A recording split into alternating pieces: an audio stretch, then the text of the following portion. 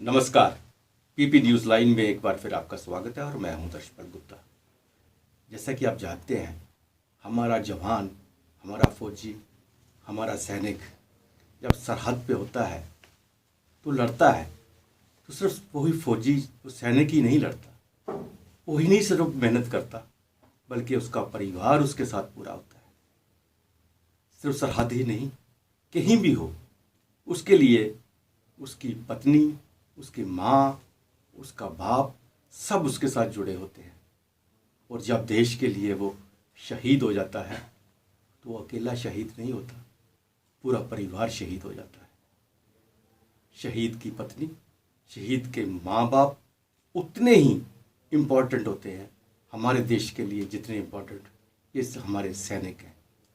लेकिन जब भी किसी सैनिक की सरहद पर या किसी जगह दूसरी जगह पे मृत्यु होती है, शहीद होता है, तो पहले हम यही कहते थे कि इसका पति सेना में था, मर गया है। लेकिन आहिस्ता आहिस्ता पता चला कि ये वीर नारियां जो हैं, इनका कितना बड़ा काम है, और हम वार विडो कहने लगे। लेकिन आज सही मानों में जो उनको नाम दिया है वो है वीर नारी। सही मानों में वो उन सैनिकों से ज़्यादा वीर हैं और वीर नारी का पूरा उनको सम्मान मिल रहा है, ताकि वो दुनिया को बता सके कि हमारा पति सरहद पर शहीद हुआ है, लेकिन आज हम भी हैं, उनके वंश को चला रहे हैं, उनके बच्चे को आगे बढ़ा रहे हैं। और अधिकतर बच्चे जो हैं वह सेना में ही जाना चाहते हैं, शहीदों के बच्चे भी सेना में जाना चाहते हैं। आज हमने इस पर चर्चा करने के लिए अपने स्टूडियो में आमंत्रित किया है रिटायर्ड ब्रिगेडियर हरचरण सिंह जी को, और मेरे साथ हैं कर्नल वीके साही, वीर चक्र। दोनों फौजी वर्ड एक ऐसा वर्ड है कि जिसे ऐसे शब्द जगह इस्तेमाल किया जाता है, अगर वह सेवा कर रहा है, रिटायर्ड है, घर में है, सोसाइटी में है, कहीं भी है, लेकिन वो फौज की आर्मी का डिसिप्लिन उसके रग रग में भर जाता है, वो नहीं जाता है। आपका बहुत बहुत स्वागत है। धन्यवाद साहब। जैसा कि मैंने कहा कि एक बहुत बड़ा चैलेंज होता है पत्नियों के लिए, वीर नारियों के लिए, और इस वक्त हमारे जवान जो हैं छोटी छोटी उम्र में शहीद हो रहे हैं। जोश है, जज्बा है, बहादुरी से लड़ते हैं और शहीद हो जाते हैं, और उनका परिवार पीछे से सफ़र करता है, बहुत सफ़र करता है। हम चंद दिनों उनके नारे लगा के उनका सम्मान तो करते हैं, लेकिन बाद में आहिस्ता आहिस्ता भूल जाते हैं। मुझे गर्व है कि आप दोनों उन नारियों के लिए बहुत कुछ कर रहे हैं। क्या पोजीशन है?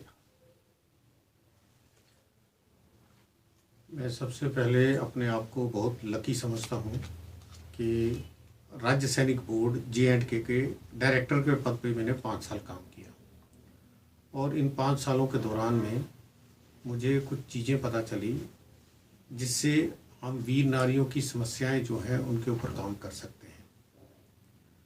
हमारे यहाँ एक ट्रेंड है वीर नारियों के प्रति और वीर माताएं जो हैं कि हम उनके सम्मान के लिए, सम्मान की कोई कमी नहीं है, एक डायरेक्शन दिखाने वाला चाहिए। जी। हमारी गवर्नमेंट, हमारे सिटीजन बहुत सम्मान देते हैं, लेकिन एक ट्रेंड बना है। वो ट्रेंड वो है, उनको एक कोई भी हम एक फंक्शन करते हैं ईयरली, या जैसे भी कुछ संस्थाएं हैं वो भी करती हैं, उनको बुलाते हैं, और उसके बाद जो एक ट्रेंड बना है उनको कुछ छोटा सा गिफ्ट इज्जत देने के लिए दे देते हैं। अब यहीं पे समस्या शुरू होती है कि उनको रिक्वायरमेंट क्या है, हमारी वीर नारियों को या इन शहीद परिवारों की ज़रूरत क्या है जी। और सबसे बड़ी ज़रूरत जो देखी जाए, जब एक घर का एक मेल मेंबर सीमा पे शहीद हो जाता है, चला जाता है, उसके बाद घर की कुछ रिक्वायरमेंट्स हैं वो चलती रहती हैं, और उसमें किसी को अगर उसमें से निकालना है, सबसे पहले जो मेंटल हेल्थ होती है जी, उसमें से बाहर निकालना है। अगर आपको याद होगा 71 से पहले इवन जो हमारे ये परिवार थे, इनको पेंशन के मामले में कुछ रूल उतने अच्छे नहीं थे। समय के साथ में हर चीज़ बदलती है। वो जो 71 के बाद में वो भी उसको भी देखा गया, सरकार ने उसके ऊपर भी काफ़ी काम किया, और आज के दिन मैं कह सकता हूँ कि फाइनेंशियली, हेल्थ और चिल्ड्रन एजुकेशन, ये 3 चीज़ों में इन परिवारों को कोई समस्या नहीं है।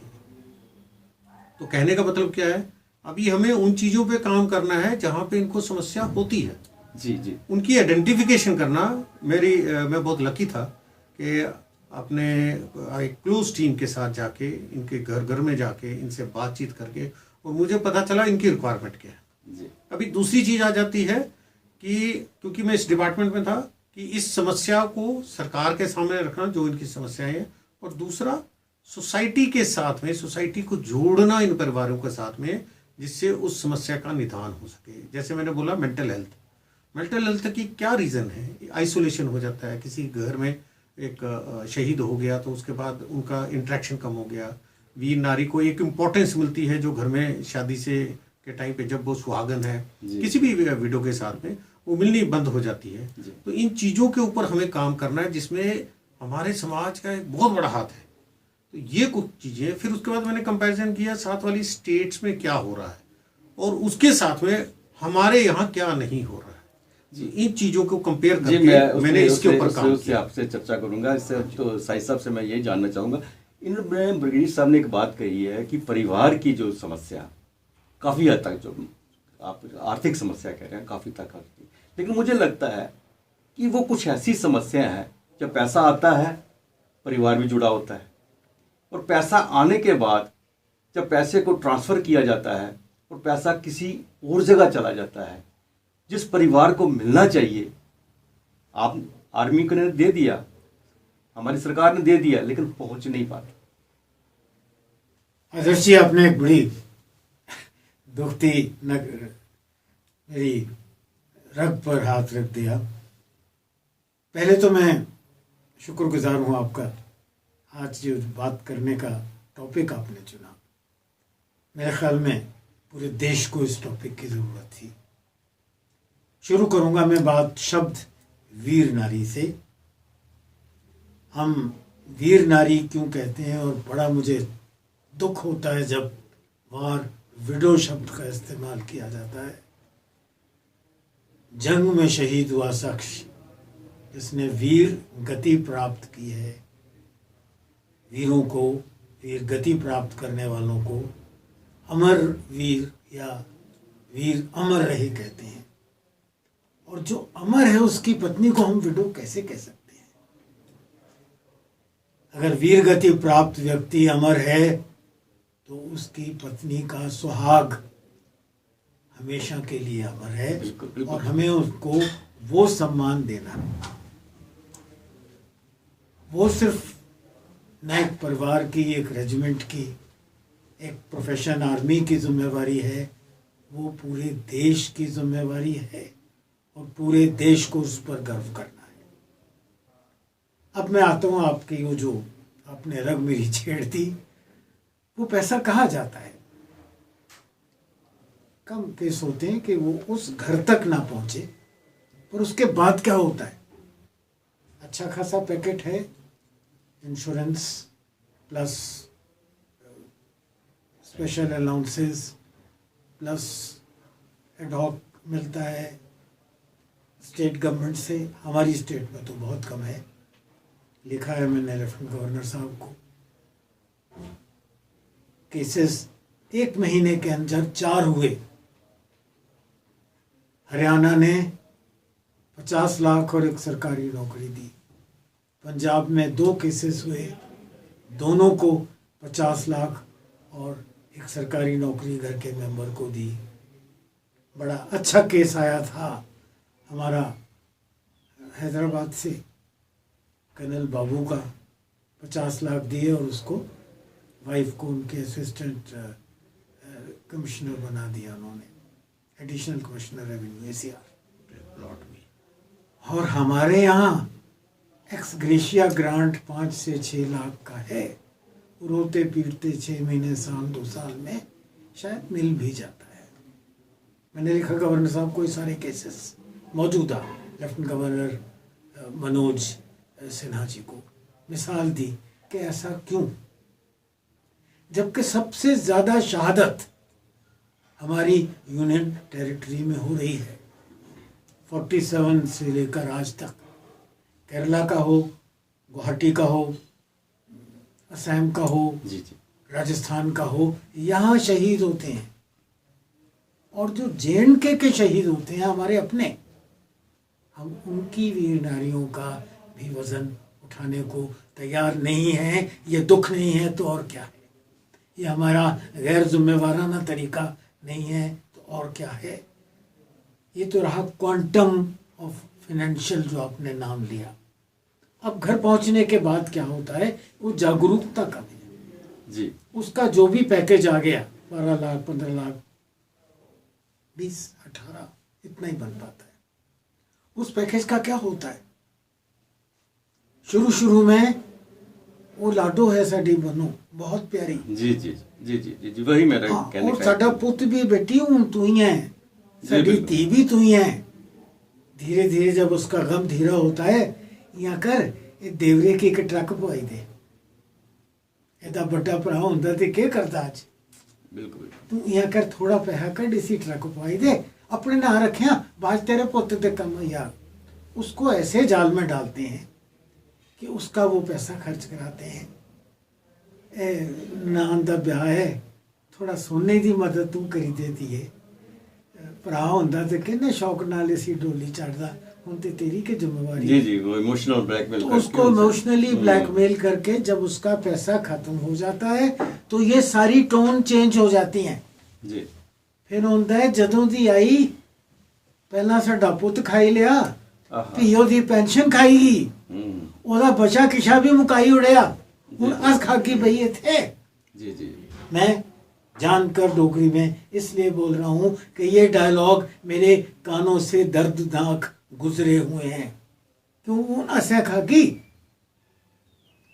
वो बेचारी जाती है अपनी माँ के घर, भाभियाँ भाई कहते हैं अच्छा जदा माल आ क्या तू हाँ। जादी कन्ने रोना, हाँ तेरा घर ओ आ, ਹੁਣ ਜਦੋਂ ਲੁੱਟ ਪੁੱਟ ਗਈ ਹੈ ਤੇ ਹੁਣ ਆਈ ਹੈ ਇੱਥੇ, जी जी जी ਹੁਣ ਇੱਧਰ ਕੁਝ ਉਜਾੜਨਾ है तू, ਉੱਥੇ तो उजाड़ी आई। जी जी अब वो ना घर की ना घाट की। बिल्कुल सही कहा करम साहब। ये एक रुख जी, है। जी जी दूसरा रुख है, वीर नारियां को मैं कैटेगराइज करूंगा। ब्रिगेडियर साहब बहुत नज़दीक से डील करते गए हैं, मुझे थोड़ा समय देंगे, मैं बताऊंगा इन्होंने किस तरह डील किया है और किस तरह एक परिवर्तन लाया है, जी एक रेवोल्यूशन बिल्कुल, लाया है। बिल्कुल आप सही कह रहे हैं। वो मैं बाद में बात मैं करूंगा। बिल्कुल, लेकिन मैं बीच में एक- मैंने ब्रिगेडियर साहब को उस वक्त थोड़ा सा बीच में टोक दिया था कि वो ये जो बात आपने कही ना वही ये बता रहे थे। पहले तो हमारा ये फर्क क्या हुआ एक स्टेट से दूसरे स्टेट का, क्यों फर्क है, यहीं पे आपको रोका गया था, आपने बात कर रहे थे, इसलिए मैं क्षमा चाहता हूँ आपको बीच में रोक दिया। एक तो वो फर्क क्यों हुए, जबकि एक जैसा है हमारा, जो आर्मी एक जैसी है, हमारे बलिदान देने वाले वो ऐसे हैं, फिर उन वीर नारियों के उनके पैसों के लिए, बाकी उनके फंड्स के लिए डिफरेंट स्टेट पे स्टेट। दूसरा, कर्नल साहब ने जो बात कही है, बहुत बड़ी बात कही है, इस पैसे को कैसे उनके बचाया जा सके ताकि ये बात ना हो जो कर्नल साहब कह रहे हैं। सबसे पहले तो जो स्टेट और स्टेट में फ़र्क है, जो पैकेज मिलता है, फाइनेंशियल पैकेज शहादत के बाद में, वो सब that is a state matter. जो सेंट्रल का पैसा है वो सबको बराबर मिलता है, जो सेंट्रल गवर्नमेंट की तरफ से जब जवान की शहादत हो जाती है। तो इसलिए ये जो स्टेट मैटर है, इसको एक आध बार मैंने कॉन्फ्रेंसिस में भी डाला था, लेकिन फिर यही बोल दिया गया कि ये स्टेट मैटर है। जिस प्रकार से आप यही लगा लीजिए, अभी साहिद साहब ने बताया था एक नौकरी के बारे में।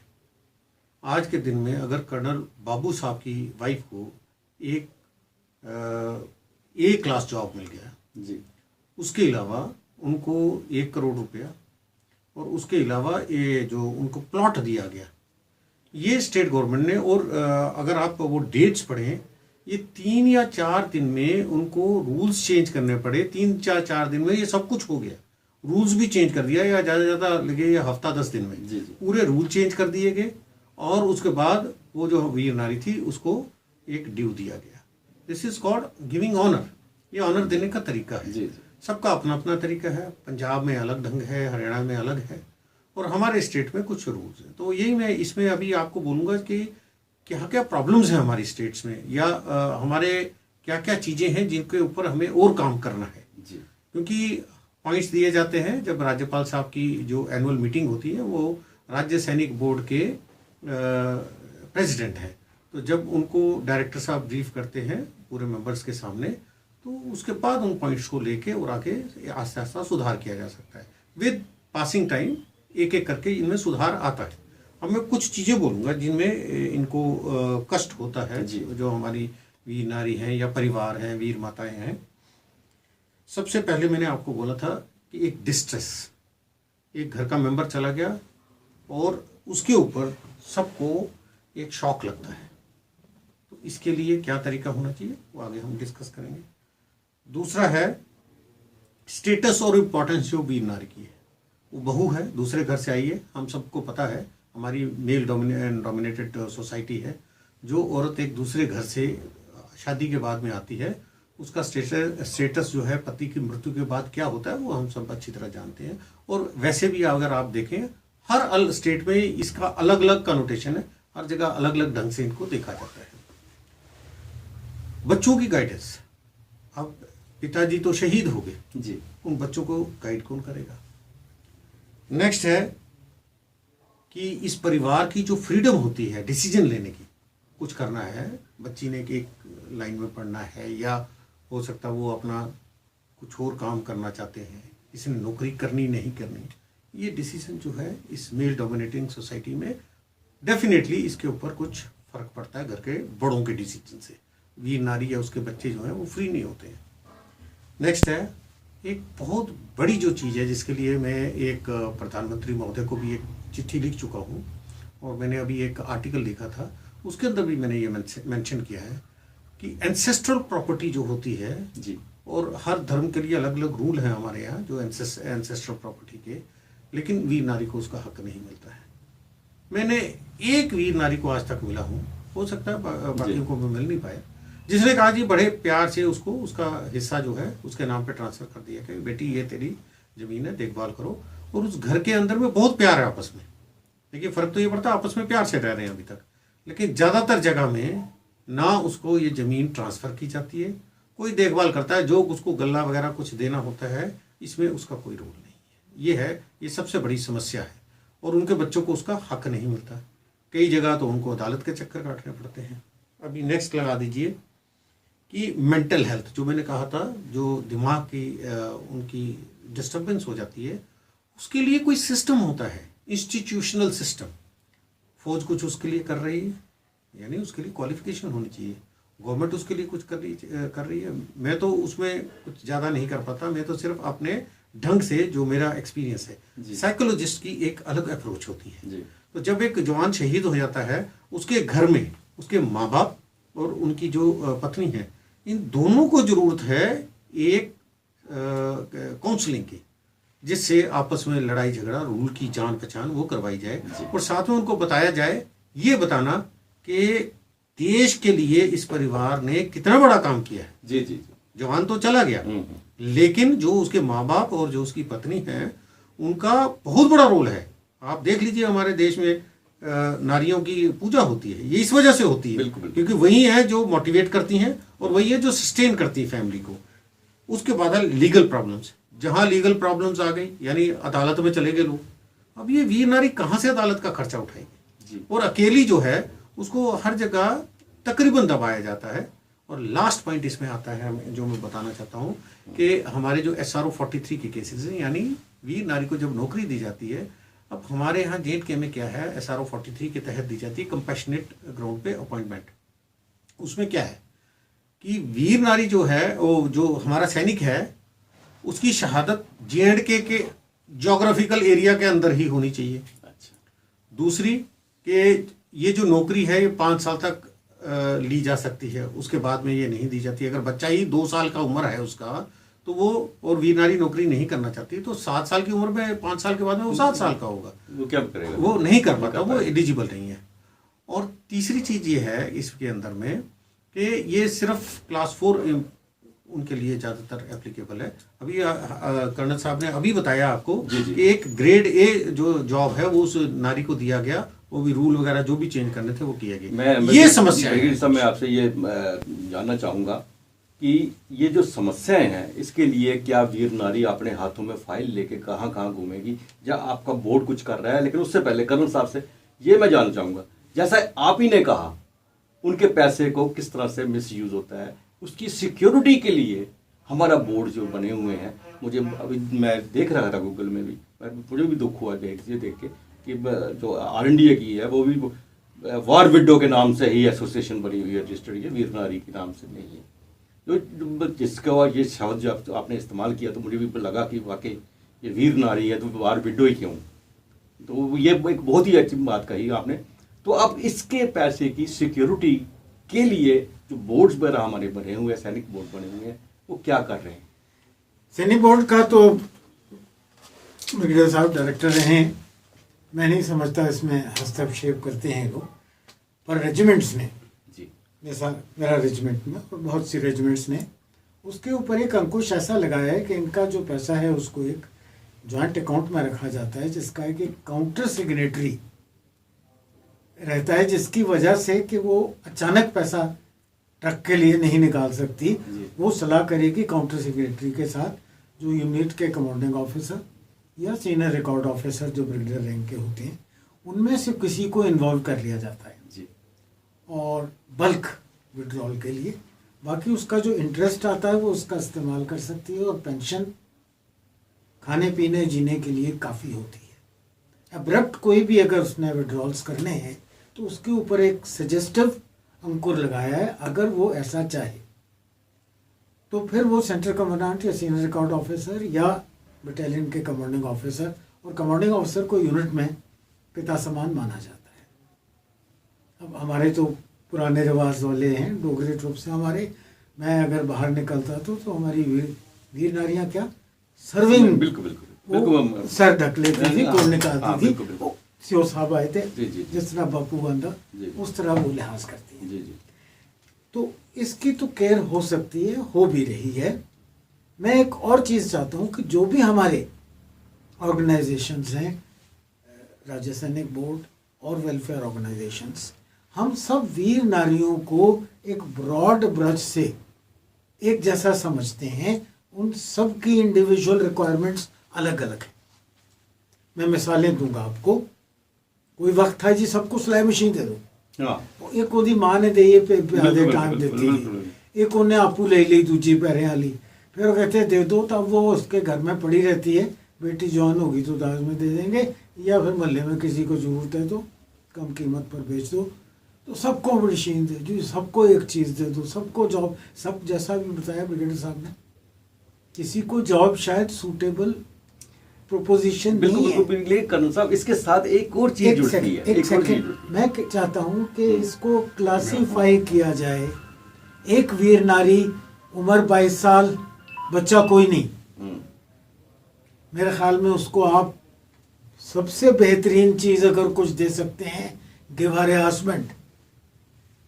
बीएसएफ ने ये एक्सपेरिमेंट किया था, और उन्होंने जो चाइल्डलेस वीर नारियां थी उनकी, या छोटे एक बच्चे वाली जो वीर नारियां थी, उन्होंने एनकरेज किया उनके अपने रैंक्स को कि जो इसके साथ शादी करने को तैयार है, एक उसको प्रेफरेंशियल पोस्टिंग देंगे उसकी मर्जी से, उसके अलावा एक उसको प्रमोशन जो है आउट ऑफ टर्न दिया जाएगा। इस तरह के कुछ अगर पहले लाएं तो कम से कम जिसके बच्चे की जिम्मेवारी नहीं है, या एक ऐसा छोटा बच्चा है जो कि नए हस्बैंड के साथ परिवार एडजस्ट होकर चल सकता है, you have to give her husband and you can give nothing better.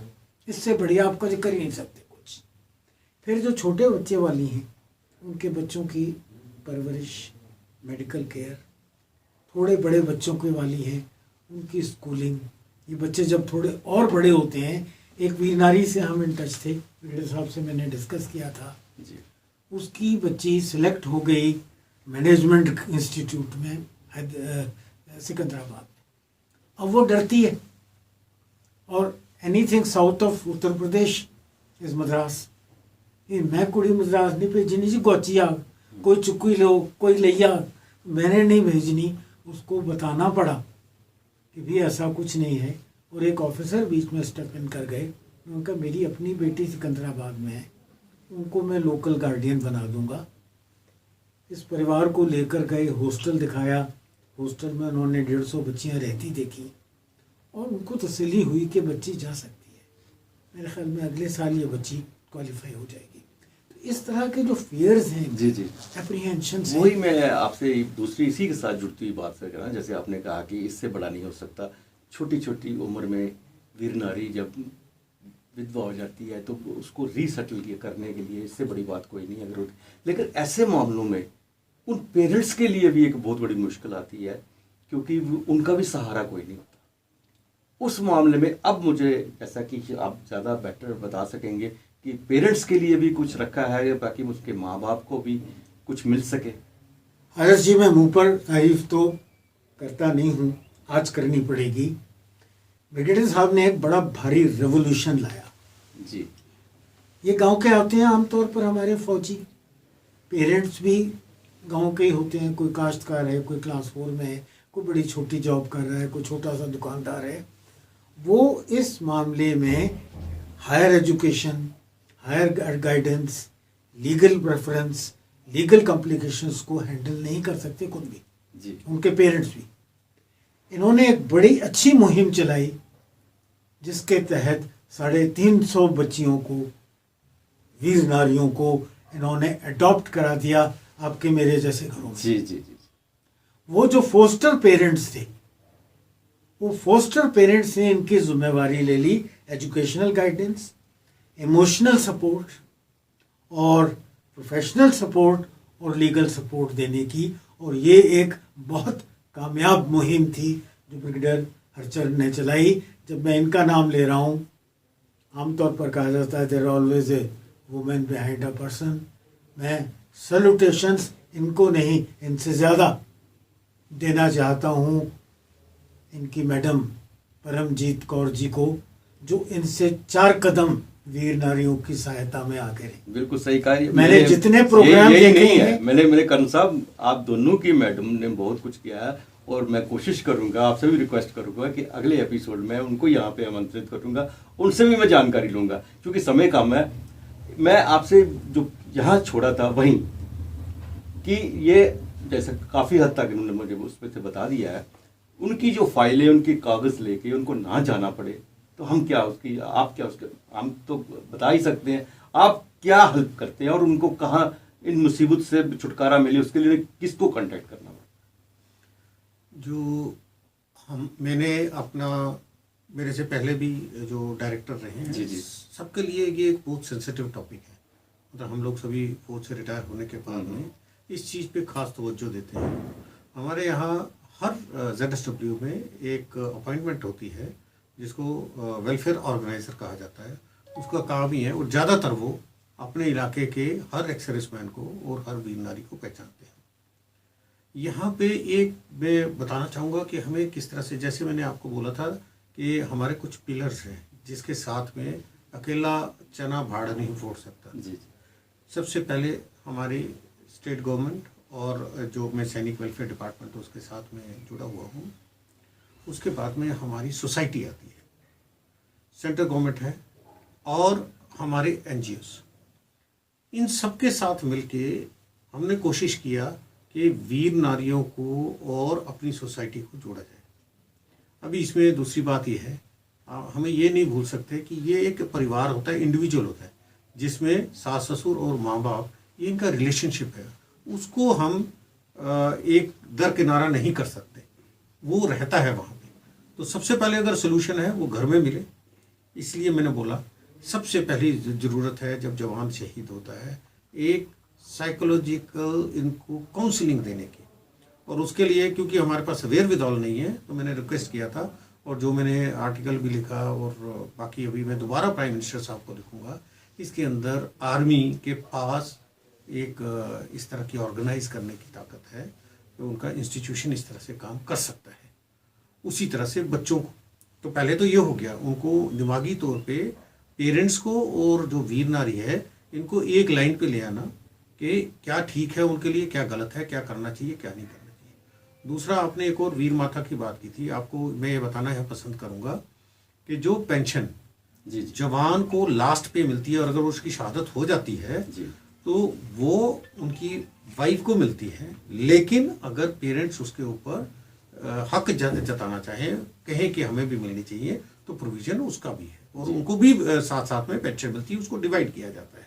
तो ये इस तरह से नहीं है कि सिर्फ पत्नी को मिलता है और वीर माता जो है वो या परिवार जो है उसको छोड़ दिया जाता है, ऐसी कहानी नहीं है। विद इन द रूल्स ये दोनों परमिसिबल है। जी।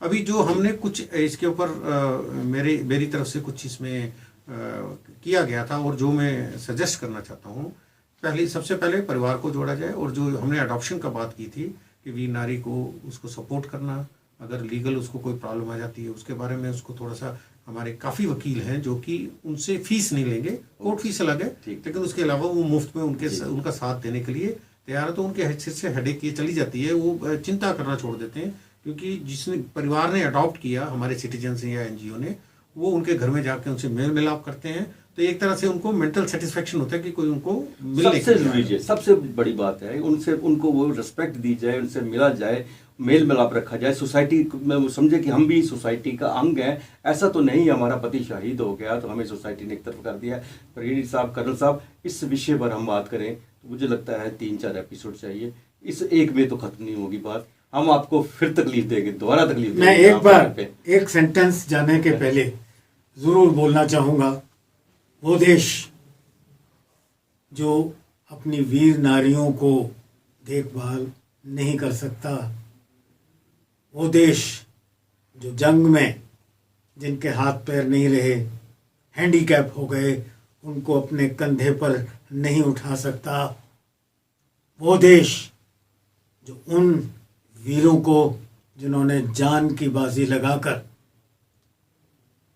जान जोखिम में डालकर देश की रक्षा की, और उनको देश ने सम्मानित भी किया, अगर उनको पूरी तरह से एक क्लास अपार्ट समझकर उच्च दर्जा नहीं दे सकता, आने वाले अगले युद्ध में उस देश के रहनुमाओं को जीत की ख्वाहिश करने से पहले शायद मलाल होगा दिल में। बिल्कुल सही कहा। तो जैसा मैंने कहा कि मैं फिर आपको एक बार फिर तकलीफ दूंगा स्टूडियो में आने के लिए, ताकि इस बात को हम आगे बढ़ाएं। तो आज के लिए बस इतना ही। आप हमारे स्टूडियो में आए, इसके लिए आपका बहुत बहुत शुक्रिया। नमस्कार।